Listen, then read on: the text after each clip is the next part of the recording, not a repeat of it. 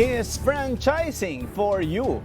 O baka ma-frustrate ka lang? In this episode, we talk to AFI President JP Morales about the red flags, real risks, and wrong reasons people get into franchising. Too good to be true. Napakaganda. Pakikitaan ka, ang dami. Ito kikitain mo sa isang buwan. Pero unang iisipin mo dyan, kung kikita na to na maganda, ba't pa ako isasama na to? Promises and guaranteed success. Minsan pangako ko sa iyo, overnight yan. Yung pera mo, dadami ka agad yan. There's no such thing. We are now open for business.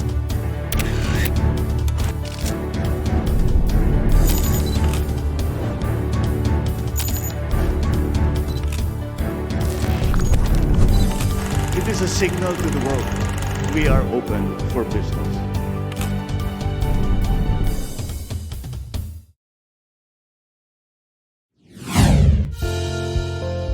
Sa dami ng franchising expos, booths at business in a box offers, mukhang ang dali na lang magnegosyo, di ba?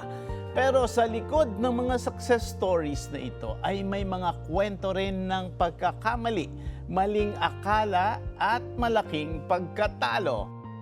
Today we dig into the other side of franchising. Bakit nga ba may mga franchisor na nalulugi rin? Bakit may mga franchisee na umaalis na lang bigla? And most of all, bakit nga ba hindi ito para sa lahat? We are joined by JP Morales, current president of AFI, or the Association of Filipino Franchisers Incorporated, at isa ring negosyante na may first-hand experience sa pag-develop ng sarili niyang franchise brands. Pag-uusapan natin what makes or breaks a franchise relationship and what future franchisees and franchisors must do before jumping in. How are you, JP? Hi, CRV. Thank you for having me here. At syempre sa mga nanonood, good evening po sa inyo. I'm doing good. You know, I cannot help JP but to be amazed with your stellar credentials. You look like a Gen Z, but I know that you are a millennial. Yes. So isang taon na lang yata, Gen Z ka na sana, di ba? I think you were born 94. 94, and I think that's the end of or that's the end of the millennial Millennials. year. Correct. O 95, that's Gen Z na. O, Opo. hindi ka nakahabol do. Although you have the looks of a Gen Z, but you have a very stellar credentials. You underwent the DTI and Go Negosyo Kapatid Mentor Me program.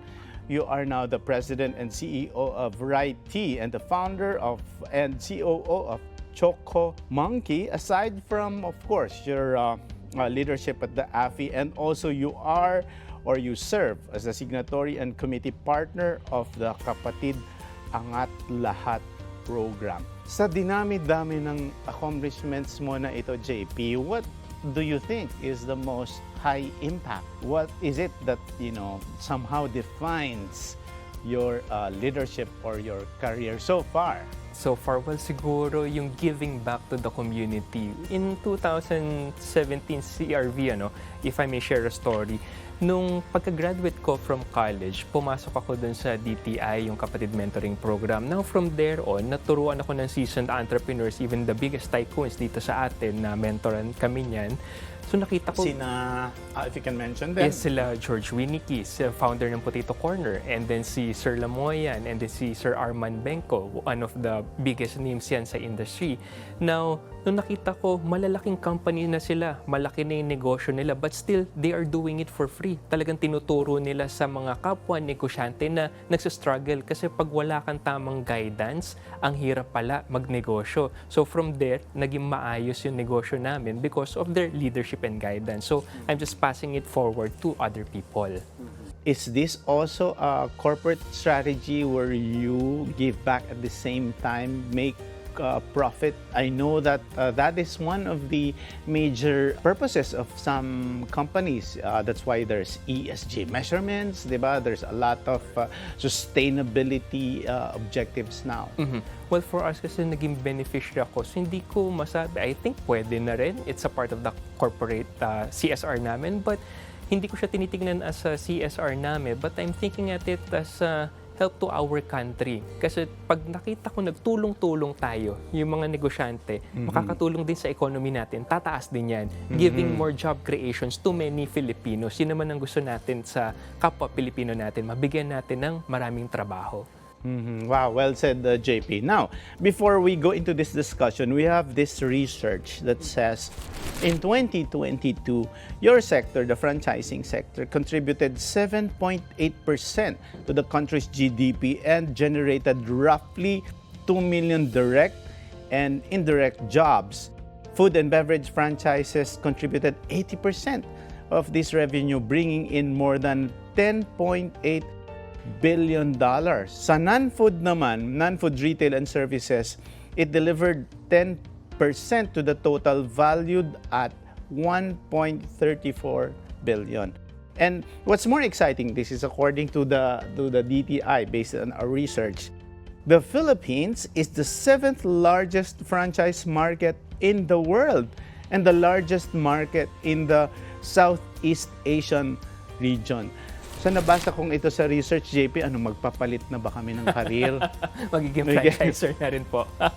Okay, what's your take on these figures? Well, actually, apakalaki, no? Just to add on to that, MSMEs are consist of 99.6% of the economy backbone. From that 99.6%, nakita namin 66% are in the franchising industry. So nakita namin, ang laking percentage pala ng sinasakop ng franchising. So buti na lang yung mga founders of AFI, they created this association to self-police the franchisers. Wala kasi tayong franchise law in the Philippines. So the association, ang naging role nito is to police the franchisers to perform, or rather, gawin yung responsible franchising para sa mga nagsastart ng kanilang businesses and kino-convert into franchising. I know that there's also a lot of organizations. What's the benefit of having many options? Kasi there are organizations of other franchisees or franchisors. Ano ba yung dapat nilang makita? Ano ba yung dapat pipiliin nila? I know that we are friends with all the organizations, especially the ones who support MSMEs. So, alimbawa, ako or sino mang nanonood ng Open for Business ngayon, they want to choose a specific organization. Paano ba yung pagpili? And do you have specific parameters on choosing who should join the organization? Well, actually, tatlo kaming franchise organization, associations dito sa Philippines. Now, para dun sa mga negosyante na gusto mag-join sa isang franchise association, i-calibrate ninyo or i-gauge ninyo ano ba yung gusto nyong salihan. Let's say, if you're an MSME, homegrown yung brand, it's better to join an association na ang kinikater are the MSMEs. Meron kasi yung kabilang association, puro international yung mga members nila. So, iba rin yung mga ino-offer nila with the members. Kami naman in AFI, what we offer is yung right tools para sa mga small businesses na gusto lumaki and ma-expand yung kanilang businesses through franchising. Dahil sa kabilaan naman, more on capitalist, venture capitalist, investment, yan na yung hanap nila. So magkaiba sila ng market. So if you're a business owner and you want to see kung anong gusto nyong association, you check your business yourself. Ano ba ang direction, ano ba ang goal ng gusto nyo sa negosyo ninyo para ma-assess ninyo yung right franchise association for you. That's very clear. At least you gave that delineation. But my question there, JP, is can someone, a business owner, be a member of any of the three? Or like say, I want to join all the associations. Pwede ba yun? Yes, pwede. Tawag namin dun dual citizenship. Triple citizen. Triple na pala. Kasi Triple na. Kung tatlo pala yun. Oh, I see. Pero what's the advantage of having a dual or triple citizenship versus focusing on just one organization? Well, personally, in my perception, may options ka. Iba-iba yun mapag-aaralan mo. Okay? So, ito yung strategy ng isang association. Pagkadating sa kabila, ito pala yung strategy nila. So, as a business owner, you can gauge, pwede kong ipag-mix yung ideas na nakuha ko from the both association, yung tatlong association na yun. But was there a time in your career where you had experience in all these other organizations? Yes, actually, nung nagsisimula ako magpa-franchise, I got to experience yung dalawang association bago ako na pirme as AFI. Yung sa DTI kasi they had this program sa mga franchise expo that they subsidize yung rate para maka-join ka sa franchise expo. So, one of the beneficiary po ako doon. So, nakita ko na experience ko, ito yung market dito sa association na to. Now, when I joined AFI, nakakuha po ako ng libre naman, subsidized naman by the association. It was under the leadership of President George Winicky and Joyce Yu noong time po na yun. So, nakita ko rin, mas ito yung fit nung market, nung produkto ko. Kasi yung mga startup na mga entrepreneurs, gusto palang itry magnegosyo. So, sakto yung package ko that time was very affordable para sa mga starting pa lang na kumuha ng franchise. Let's now go into the discussion of some tips on what people should know, especially when they go into franchising. The first one deals with mindset. So, ano ba sa tingin mo ang pinakamaling dahilan kung bakit maraming tao gustong pumasok sa franchising? Minsan sinasabi semi or semi-passive income ang franchising. Totoo ba yon? Or is that a misleading expectation? Alright, actually magandang question. Two sides yan, CRV.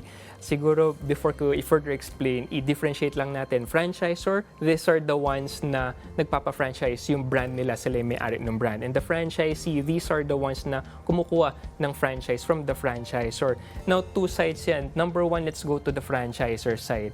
Sa kanila, ang nakita kong maling mindset is yung nag-rush sila sa franchising. Nagmadali sila kasi nakita nila may pera doon. Kumbaga, tinignan nila is the short-term success, hindi yung long-term success of the business. Sabi nila, easy money to pa-franchise natin to. Let's say 20,000, 50,000. Kuha tayo ng 10, we have 500,000. So, mabilis na pera sa kanila yon. So, mali yun. Hindi dapat ganun ang mindset.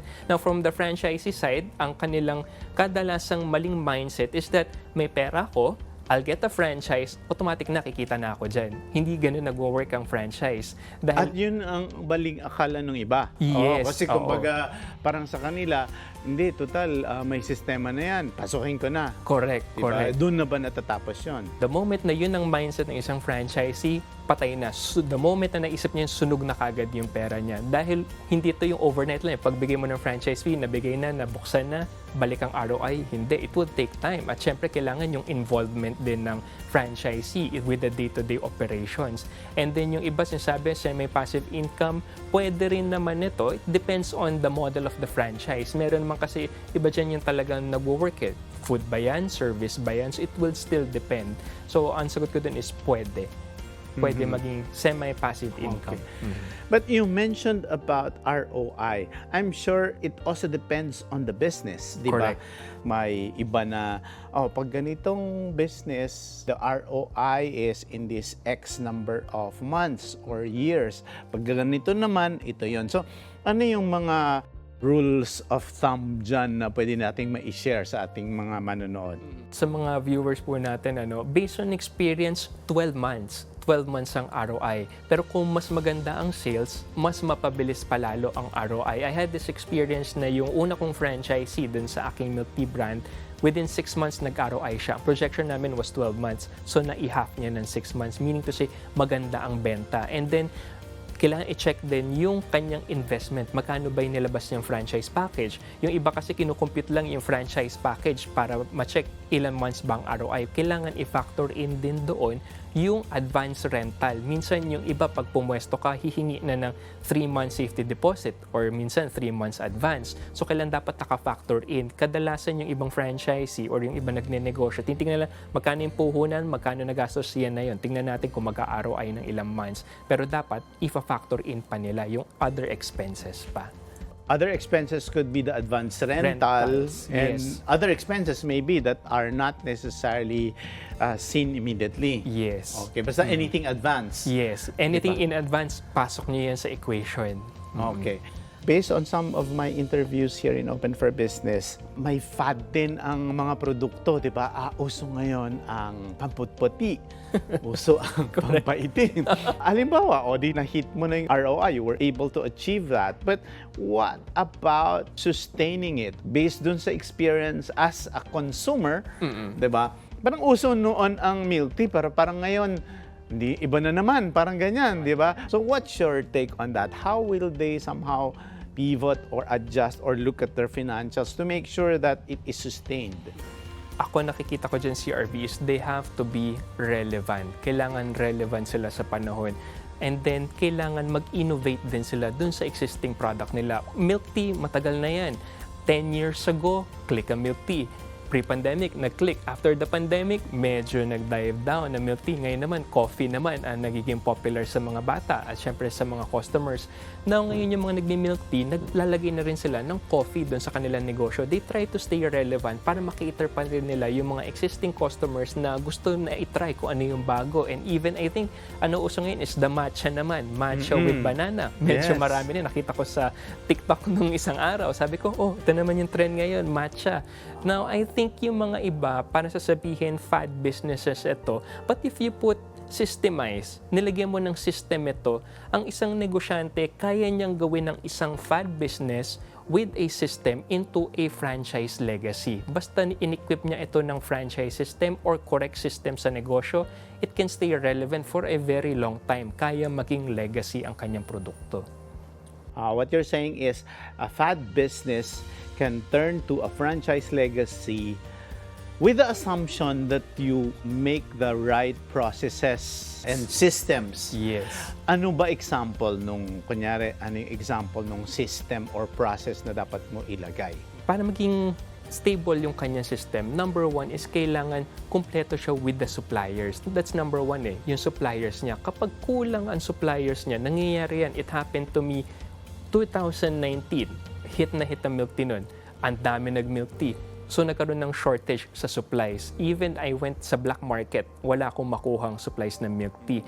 So, kailangan pala, marami kang suppliers. Hindi lang 3. Kung kaya 5, much better. The more the merrier.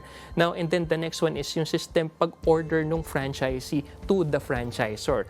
Dahil anong system mo dyan? May lead time ka ba ng 5 days? Or 1 week ang lead time mo? Or within 3 days time bago mo ma-deliver to the franchisee yung kanyang order?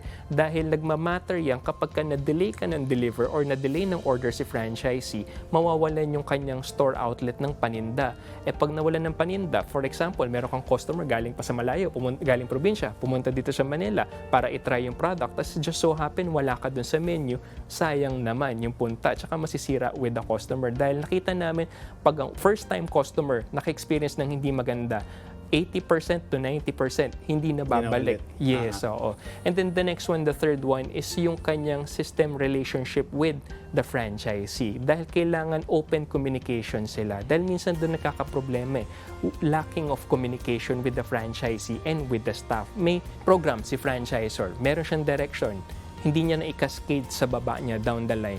Nagkakanya-kanya sila. Hindi sila kumbaga sa barko na iisang row. Merong padiretso, yung isa pa atras ang row. So, hindi nagsasabay-sabay. With the right communication, lahat sila iisang row ang ginagawa nila. Forward lahat yan. Siyempre, you discussed the 3 factors to consider in the process and in doing that system. Paano, kunyari, nasabi mo kasi kanina, matcha. Ang brand name mo, matcha. Hindi ka ba matatali doon? Like say for example, I want to franchise my business. Maingat ka ba dapat? Kasi baka mamaya tumatak na yon, 'di ba? Yun na yun, hindi ka na makakalabas doon. So, unless isara mo yon and then you open a new one, 'di ba? Pero sayang naman yung ginastos mo doon. So, Correct. how important is the brand name? That's a very tough and interesting question, CRV. Yung brand name kasi, pwede yan, let's say matcha. Matcha yung brand mo. Mag-focus ka dun sa standard products mo na matcha. That's your flagship flavors. Pero meron kang subcategories. Dun papasok, let's say nagpasok ka ng coffee, nagpasok ka ng tea or milk tea or whatsoever. Pwede rin naman yun. Pero makikilala ka as matcha talaga. Dahil ikaw yung sikat dun sa ganung product. Ikaw yung nag-flagship. Pero I think we can turn it into an opportunity rin na para ikaw yung maging kilala for the certain product na kahit saan sila pumunta, basta naisip nila matcha, dito kami pupunta. Pag nakita nila, may sub-products pa pala sila, so pwede pa kami umorder, let's say, coffee or other items na idagdag nila sa menu. Pero yung iba naman, nakikita nila, pwede rin palang hindi kapangalan nung product nila, yung brand name nila. So meaning to say, pwede sila mag-expand ng iba't ibang menu items. Pero ang nakikita ko bilang franchisor, mas maganda kung nakafocus ka into one item. Dahil yung one item mo na yun can be your carrier and can bring you to other countries as well. Dahil makikilala ka na worldwide na ito ang sikat na produkto sa'yo. So let's go to the red flags and pitfalls. Sa karanasan mo, JP, anong mga early red flags ang pwedeng makita ng isang gustong bumili ng franchise? Let's accept the fact that there are some people who still are trapped or attracted by too good to be true offers, di ba? So, ano yung mga red flags dito sa karanasan mo? Actually, yun nga, yung number one ko. Too good to be true. Napakaganda. Pakikitaan ka, ang dami. Ito kikitain mo sa 1 buwan, ito kikitain mo sa 2 buwan. Pero unang iisipin mo dyan, kung kikita na to na maganda, malaki ang kikitain, ba't pa ako isasama niya to? Bakit pa ako dadalhin dyan? Kung talagang maganda, di susolohin niya na lang yun. That's number one. The second one is, walang transparency. Hindi transparent yung franchisor. For example, if you ask yung franchisor, saan nakalagay yung mga franchise outlets mo? And then, hindi niya sabi, basta nandyan lang yan, makikita mo lang yan dyan. So medyo pag-isip-isip ka na, hindi tunay na franchisor, baka hocus-pocus lang yung sinasabi ng franchisor. And then the third one is, promises and guaranteed success. Minsan pangako ko sa iyo, overnight yan, yung pera mo, dadami ka agad yan.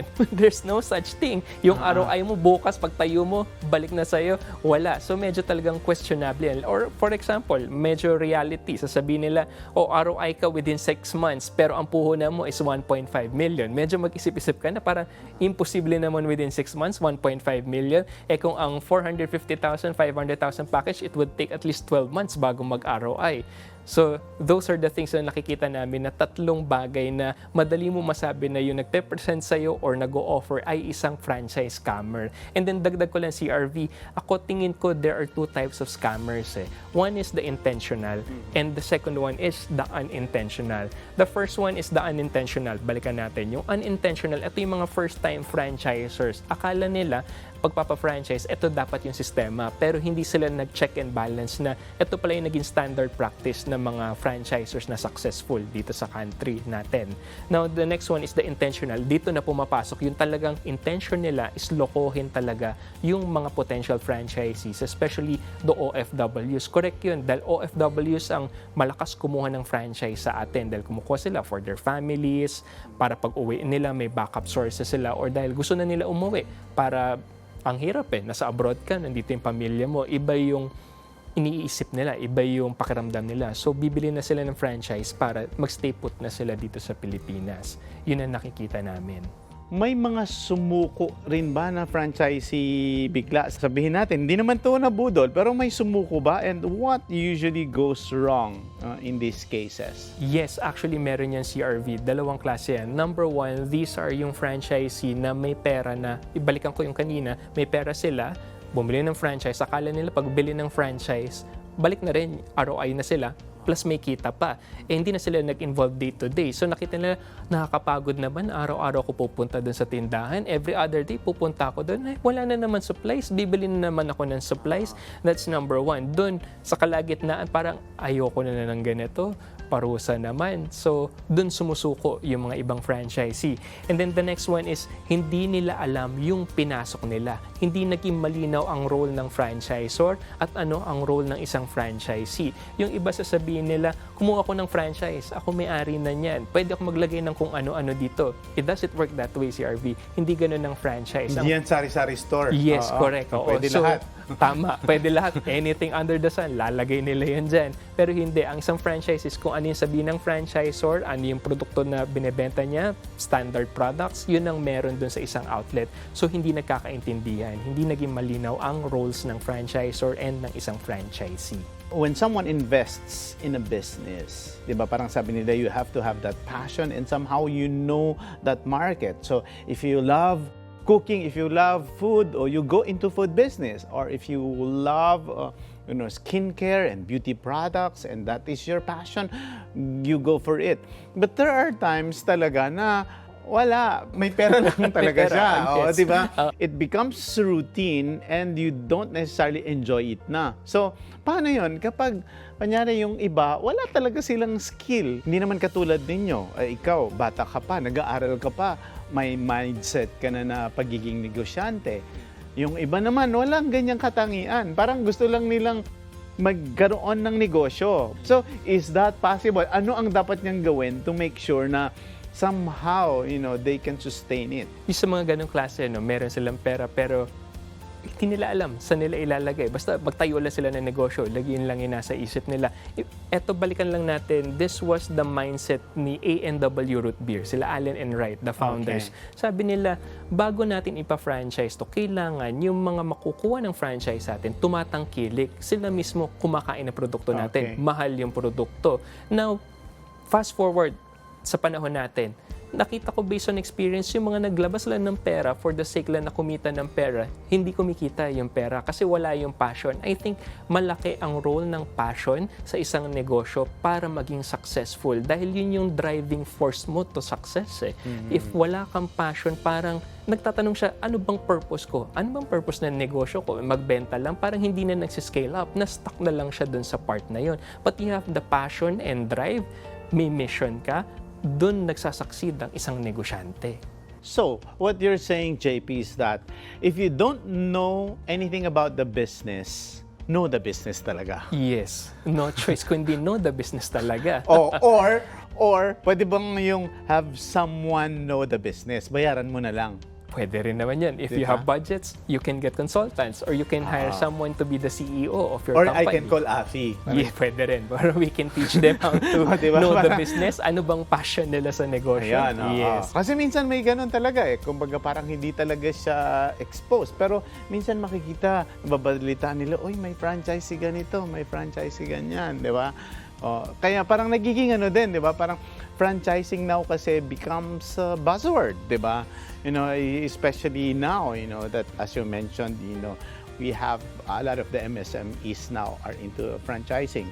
This one is a good topic to discuss also, na franchising is not necessarily for everyone. So, paano mo malalaman, JP, kung ang isang business ay hindi dapat i-franchise? Siyempre, siguro sa inyo sa AFI, parang merong listahan doon, di ba? Parang ngayon, dahil may listahan na kayo, pwede lahat yon. Pero like say for example, I have this business, I have this idea, it's working, and I feel that, hey, I can franchise this. So how would you know if that is, how do you call it, franchisable? Yes, that's the exact Okay. term, franchisable. Number one, titignan muna namin dyan, i-assess namin, is may sales and revenue. Mag-asawa kasi yan Yung iba sinasabi, may sales kami, CRV, meron kami 1 million sales, 1.M ang sales namin for this month. Pero tingnan mo yung revenue, parang revenue namin, wala, negative. Hindi dapat yun. Kailangan mag-asawa yan, sales and revenue. Bumenta ka, may kita ka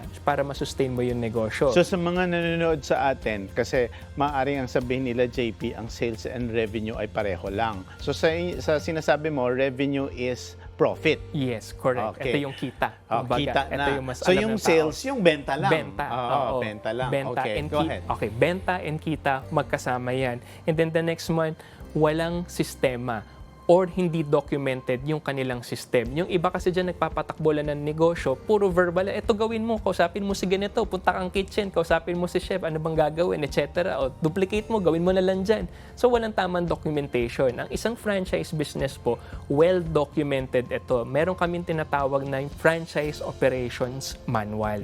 Dito nilista namin lahat yung day-to-day operations. Anong gagawin mo pagdating mo sa tindahan, sa iyong franchise store?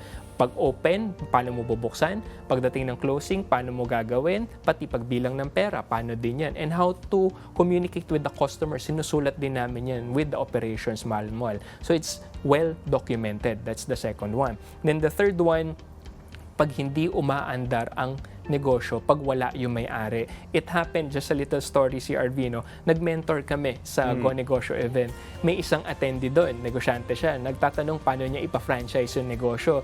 Now, kinikwento niya, pumunta daw talaga siya doon sa event, sinara niya yung tindahan niya. Sabi ko, teka, balik tayo, sinara mo yung tindahan mo para makapunta ka dito, tapos magtatanong ka kung franchisable. Sagot ko kaagad doon, hindi franchisable yan. Dahil ang isang negosyo para maging franchisable din, kahit wala mismo yung may-ari physically dun sa tindahan, nag-ooperate kasi meron siyang sistema na sinusunod nung kanyang mga staff, yung mga kanyang key employees. That's the third one. Yung kayang umandar ang negosyo pag wala yung may-ari. Wow, interesting. So, ang dami na nating natutunan dito. Okay, related to this, paano mo masasabi naman kung ang isang tao ay hindi bagay maging franchisee? Just to share, si RV, ang ginagawa namin, meron kami mga series of interview when we get franchisees. It's either a one-on-one interview with the franchisee, ako and the owner, or panel discussion yan. 3 interviewer and then 1 interviewee, which is the franchisee. Tatanungin namin, ano ba ang reason mo to get a franchise? Pag sinagot kami, madali ang kita. Gusto namin kumita kagad. Medyo hindi ito suitable for a franchise. Dahil sa franchising, hindi naman siya instant kita ka kagad. It will take time, just like any other businesses. Talagang aandar yan, pakikitain mo muna bago bumalik yung ROI, tsaka bago ka kumita mismo. Kapag ang hanap nila is madali ang kita, definitely number 1 yun, hindi to suitable for a franchise. And then the next one, yung ayaw sumunod sa sistema. Dahil sa franchising, meron systems dinevelop si franchisor. Si franchisor, ito na yung dumaan sa lahat ng tuition fee, kumbaga tawagin namin si RV. Ito yung mga very expensive learnings namin. Nagpatalo kami ng ganito kalaking pera dahil sa maling akala namin, mistakes namin yon. Para pag pina-franchise namin, hindi na to mauulit sa franchisee dahil alam namin it's a hard-earned money yung mga kumukuha ng franchise, especially the OFWs. Pero kapag sila mismo ayaw nila sumunod sa systems, well, hindi sila bagay for a franchise. Dahil sa franchising, kailangan susunod ka sa magiging patakbo ng franchisor. Dahil sa ikabubuti naman yun ng franchisee. So a franchisor technically can decline or can reject or can terminate the Yes. agreement with the Yes. franchisee. Correct. Pwede po gawin ng isang franchisor yun. Lalo na kung pasaway yung franchisee or hindi talaga sumusunod, which will affect the whole franchise. Yes, the whole brand. Dahil mistake ng isang outlet can affect The other entire outlets. business. Yes, so yung let's say si franchisee A medyo hindi sumunod, si franchisee B sumusunod naman hanggang B to C, sumusunod yan. And nagkaroon ng mistake dito, patay na. Damay na yung dalawang outlets na wala namang kinalaman. So very strict kami doon. Okay. Now, JP, balikan ko lang. You mentioned earlier about franchise operations manual. This varies depending on the business model and the business itself. Correct, Yes, diba? correct. Gaano kadalas binabago to? Kumbaga, parang baka kasi may sabihin nila na may whimsical na franchisor na parang, itataas ko to or babaguhin ko tong sistema. Ito, masarap to, recipe ko to. Babaguhin ko na agad, ipasok ko. Parang, how often do you change it? Or is there a process also on changing the manual or the process? How often do you do that? Wala siyang standard timetable na every 6 months or every 12 months babaguhin. Based on example na lang, personal experience namin si RV. Kami, for example, yung dinevelop namin system from the start, nag-work siya for 2 years and then may franchisee kami. Nag-suggest sa amin, Sir, pwede mo itry yung ganitong system. Nakita ko sa outlet ko, mas napadali yung operation namin. So we'll try it. Test out namin ito dun sa kabilang outlet. Aba, nagwo-work. So maybe it's time we change yung ating operations. Ipasok natin yung suggestion ni franchisee, then duplicate na natin sa lahat ng franchise outlet. Kasi pag nagko-communicate ng tama yung dalawa, yung franchisor and franchisee, makakatulong to sa buong ecosystem ng isang franchise brand. So it has to be communicated well and discussed Yes. before it's implemented to the entire business. Correct. Ano yung mga kadalasan hindi naiintindihan o na-overlook sa franchise agreement? Kadalasan nakikita namin dito si RV are the obligations of the franchisee to the franchisor and the roles ng franchisee and franchisor. Example na lang, way back pre-pandemic, we had this franchisee, nagbukas sila opening day. Ang ganda, ang laki nung kinuha nilang store. I think that was around 30 square meter for a milk tea shop. Merong upuan yun. Pagdating ko, wow, to my surprise, may rack sa table, puro tinapay. Sabi ko, may tinda ba tayong tinapay? Kailan tayo nagpasok ng tinapay? Naku, pagkausap ko sa franchisee, ma'am, pasensya na po, hindi talaga tayo pwede magdagdag basta-basta kasi makaka-affect ito sa branding ng produkto namin. And then, lagi nilang tanong, bakit hindi pwede mag-add? Bilang franchisor, alam mo na yung market mo. Alam mo na sino yung bibili ng produkto mo. And at the same time, yung quality ang gusto mong ma-maintain with the franchise outlet. And at the same time, pagkain nito, if something happens to the customer, hindi namin produkto yan, ang unang tatamaan dyan are the franchisors, are the brand. Dahil patutunayan pa namin kasi pinasok lang po ng franchise yan, which is ang hirap i-explain nun. So very strict kami doon sa kung ano lang yung pwede ibenta ng mga franchisor and franchisee. And then yung iba naman, pwede naman mag-outsource. Let's say gatas. Pare-pareho lang yan yung gatas. Pare-pareho, bili kami dito, yung gagamitin namin. Hindi rin pwede yan kasi yung specific milk na yan, yan lang yung babagay dun sa produkto to maintain the quality standard of the product. O kaya naman sa pagluluto, mantika. Maraming mantika. Hindi pala pare-pareho yung mantika. Meron specific oil na pwede lang gamitin sa specific product para maging crunchy siya. Gumamit siya ng ibang mantika. Magrereklamo siya, yung ano ninyo, hindi na crispy. Nako, patay. Pagtingin, kaya pala, nag-outsource pala si franchisee. So, yun yung nakikita namin, yung kadalasan na overlook yung responsibility and obligations of the franchisee. So how do you ensure that they perform it? There's always constant checking. Yes, there. Monitoring. Correct. Kami sa business namin, everyday ang checking namin. Meron yung sinasubmit sa amin na daily inventory, daily sales report, para sa part namin makita namin, kamusta yung supplies niya? Meron pa ba siya? Enough pa ba for the following days na dadating? Especially kung payday. Usually payday, malakas ang benta ng mga outlet stores. And then the next one is yung sales. Kamusta ang sales nila? Nagpo-perform ba sila maigi or medyo mahina? Kung mahina, how can we help them? Paano natin mapapataas yung sales nila? Kung mataas naman, how can we maintain and how can we achieve more high sales para dun sa franchise outlet? So meron kami system na everyday submission of the reports. What if the idea of the franchisee is excellent naman, pero hindi pa rin niya na-communicate? Yun, parang is there a way to somehow revisit and make it work then, or parang it has to come to a certain procedure that it has to be tested talaga? Actually, it has to be tested talaga. Pero bago ma-test yun, kami sa business namin, at least once a month, we talk to the franchisee. Kamustahin namin yung franchisee. Nasa kamustahan namin na yan, may makukwento siya. Meron kami na-develop na ganitong produkto. Pwede ba namin i-try out ito doon sa outlet? So kami muna as may-ari, sige, tikman namin.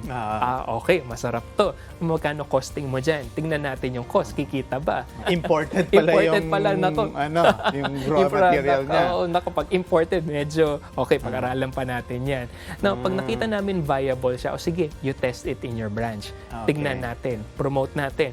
Maganda, performing, sige, let's duplicate it now with the other outlets. So, yun yung nakikita kong tamang paraan para madagdag yung suggestion ng franchisee. Minsan sa social media, may mga horror stories, di ba? So, ano yung mga horror stories na pwede mo namang ma-share kahit hindi natin pangalanan kung sino sila na makakapagbigay babala sa ating audience, lalo na sa mga nagbabalak mag-franchise din. What are these horror stories? And probably some tips on how to avoid that horror story. Yes, meron ako actually share lalo na sa mga viewers na nanonood ngayon. Eto malalang horror story to. I have this friend, kumuha siya ng isang burger franchise. The burger franchise was around 250,000 pesos. So excited siya. Bumili siya, signed the contract. Tsaka mura na rin yun. Mura yun. Somehow. Mura yun. Okay. So food cart siya. Simple lang yung food cart. Now, dineliver sa kanya na mag-opening na siya the following day. Wow. Na mag-open na kagad siya the following day. Nagtanong siya, paano ko lulutuin yung produkto? Paano ko lulutuin yung patties? Kasi wala naman training. Sagot sa kanya ng franchisor, may manual, basahin mo na lang yung manual. Ganun lang naman kadali lutuin yung product. So red flag na kagad yun. Mag-alangan ka na. And then the next one, sabi niya, saan ako bibili ng supplies? Wala rin kayong patties na binenta, wala rin kayong buns na binenta. Ang binenta niyo lang sa akin are the packaging, yung mga sleeves lang para dun sa buns and burger. Sabi ng franchisor, may palengke, may malapit dyan sa inyo, nag-scout kami. Bili ka na lang doon, basta ganito lang hanapin mo. Ops, teka, hindi dapat. Dahil sa franchising, kay franchisor ka bibili ng supplies. The franchisor will provide you with the right supplies para mag-work ang isang franchise outlet. Yung mga burger patties na yan, dapat sa kanya nang gagaling. Or even for milk tea, the tea leaves, the pearls, the chocolate drinks, lahat yan, si franchisor ang magpo-provide sa'yo. And then the marketing, the franchisor will help you. So doon pala naisip niya, na-scam ako, malinaw to na-scam, 250, lipad. So wala, hindi na siya nakapag-operate. Parang 2 to 3 weeks pa lang, sarado na yung kanyang franchise outlet. Dahil nga nahirapan siya, walang sistema, walang supplier. Kung hindi aasa siya sa palengke, di niya naman alam ano ba yung tamang costing, kung kikita ba siya o hindi. Kasi franchisor, na-develop niya na yung tamang costing para kumita ang isang franchisee. And then the next one is isang horror story. Masyadong nag-rush kumuha ng franchise. Hindi rin na-interview yung kanyang franchisor. So basta kumuha na lang siya, pumirma na lang, bayad na lang, nagbukas, mali pala yung location niya. So it plays a role din yung location. Naglagay siya, hindi sinabi ng franchisor na hindi viable yung paglalagyan mo na pwesto. So after 2 months, wala, nagsara yung kanyang franchise outlet. So that's a very horror story kasi ito na lang yung huling bala niya para magkaroon siya ng pagkakakitaan na wala pa. I think binayad niya doon mas around 350,000, which is medyo malaki yun. Why is it important, JP, for the franchisees to really get or buy the stocks from you? Yes, it's very important para masunod yung quality standard of the product. Dahil ito yung nagustuhan na ng customer Ito na yung hinahanap-hanap ng customer. Ito yung binabalikan nila. Kaya, doon sila pumupunta sa store na yun because of the taste, the experience, the brand experience rather.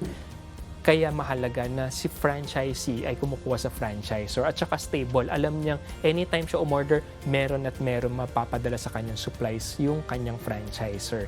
Dahil kung aasa lang siya sa market, minsan out of stock yan Wala ng produkto. So mahihirapan siya. At saka iba yung formula na dinevelop ng franchisor for the business. Dahil dun lang siya makikita. And probably, aside from quality, consistency. Yes, consistency. Correct. But there are times, like say for example in different countries, diba, the taste, siyempre ako, may paborito ako na chicken. So, ngayon, pag dumarating ako sa Pilipinas, yun ang hinahanap ko. Nakakita ko sa ibang bansa, tinikman ko. O, so parang sabi ko, consistent ito, hindi brand X to. Oo, so paano yun? Parang how do you explain that? Because they cater to that market in that country, the taste buds of that country? Yes, actually, relate ako doon sa experience na yun. Yung favorite chicken ko rin yun. Nung Okay. pumunta ako sa abroad, nakita ko, oy, meron dito, I'll try that chicken. Pagdating ko, ang layo Iba yung lasa. Doon ko nalaman pala. O, dapat matutuwa ka sa size, ang laki. Malaki, correct. Oo, Okay, dito go sa ahead. atin. Now, nung nakita namin, kasi iba yung taste preference dun sa country na yon and iba yung taste preference dito sa country natin. Philippines, more on matamis, more on medyo salty. Yan ang gusto ng Pilipino. Pagdating sa abroad, iba gusto nila, medyo maanghang. At neighboring country, let's say Thailand, gusto nila maanghang yung produkto nila. So, ito-tweak nila para ma-accept ng market. So, I think that's viable pa din dahil ang tina-target na nila are yun nandun sa area. Yun nandun na sa kusang country sila magbebenta ng produkto nila. What are your top 3 non-negotiables bago ka magbenta ng franchise or bago ka bumili ng isa? Two sides, franchisor and the franchisee. Number 1, let's go to the franchisor. Number 1, non-negotiable, sales and revenue. Kailangan may kita. Huwag ka magpa-franchise na negosyo mo nang walang kita. Dahil trust me, maraming reklamo ang aabutin mo sa franchisee. And kawawa yung franchisee. Talagang pinaghirapan nila yan para kumuha ng franchise. The second one is stable supplies. Bilang franchisor, kailangan stable ang supplies mo para hindi ka maubusan ng pansupply sa iyong franchisee, walang loss of opportunity. Then the third one is documented yung system. Dokumentado to para kayang i-duplicate kahit saan mo ilagay ng parte ng Pilipinas. Or if you go abroad, iisa ang way kung paano patakbohin ang negosyo. Now, for the franchisee side, number 1 is with permits ang franchisor. Kumpleto yan. Doon mo malalaman kung legitimate ba ang isang franchisor, kung kumpleto yan ng permits. SEC, DTI, BIR, barangay permits, kumpleto dapat yan. And even the IPO, the brand name, the trademark, the logos, nakaregister dapat yun. Dahil pagka franchisee ka, tapos nakita mo hindi pala registered yung franchisor mo, paano kung may nag-register? Nagtayo, same na same, kinuha yung logo, sila nag-register. Paano ka as franchisee? Madadamay ka. So ayaw natin yun. That's number 1, with complete permits si franchisor. The next one is may transparency with the franchisor.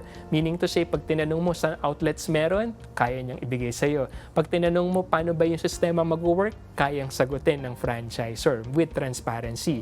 Then the next one is member ng franchise organization dito sa Pilipinas. Doon mo ma-validate kung gaano ka-legitimate ang isang franchisor dahil hindi po basta-basta madaling makapasok sa isang franchise association dahil dumadaan yan ng deliberation, ng interviews bago maging isang member ng franchise association. Wow, well said. Assuming, JP, lahat yung sa sinabi mo, I think that's 6. Check lahat. Pero how important is this alignment of values? Sa franchise ba pwedeng mawala yung aspeto na yon para magkaroon ng alignment of culture? Ako, based on personal experience, value plays a very important role. Malaki ang bagay nito sa negosyo. Kapag yung value mo bilang franchisor and the franchisee shares it with you, mataas ang success rate na magsasucess kayong dalawa. Magiging successful yung franchise outlet. May nakita kaming formula. Actually, this was the formula I got from my mentor. It's 60-40% formula. 60% of the success of the franchise comes from the franchisor. Dahil yung values niya, yung kanyang dinevelop na system, that's 60%. Now, the 40%, values ng franchisee and kung susundin niya ba yung binigay ng franchisor. Parehong check, 60%, parehong check, ginawa ni franchisee, okay, 100%, mataas ang success rate. Pero kung hindi niya nasunod, pero may values naman, kahit papano, 70-80% magiging successful yung kanyang franchise outlet. So, value plays a very important role sa kumukuha ng franchise. Kaya kailangan magkasundo rin kayo ng franchisor. Kasi kung hindi magkasundo yan, puro gulo, puro away. Wag na lang franchise. Yes. Tayo ka na rin ng sarili mong business. Correct, oo. And then, ang business CRV is more on communication and relationship. Yun ang nakita namin sa negosyo. Building a business is easy. Building a relationship is very hard.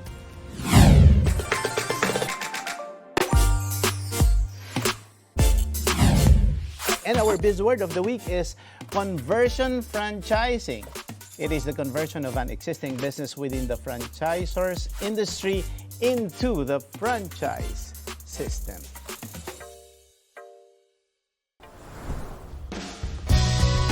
Tulad ng kahit anong negosyo, ang franchising ay hindi magic formula. Hindi ito garantiya ng tagumpay at lalong hindi ito shortcut sa pagyaman. Pero kung tama ang paghahanda, malinaw ang expectations at aligned ang values ng franchisor at franchisee, mas lumalaki ang chance na magtagumpay.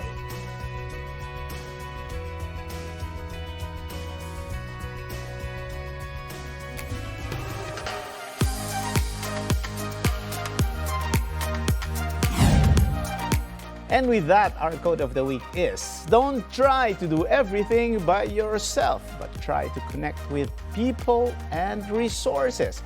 Having that discipline and perseverance is really important.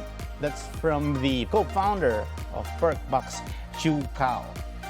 Maraming salamat sa iyo, JP. Maraming salamat sa isang oras na pagsama sa amin upang tunghayan ang isang makabuluhang usapan ukol sa negosyo dito lang sa Open for Business. Hanggang sa susunod na linggo, samahan niyo kaming muli dito sa Open for Business. Catch us too on Facebook and YouTube. Like and subscribe on our social media page at Net25 TV.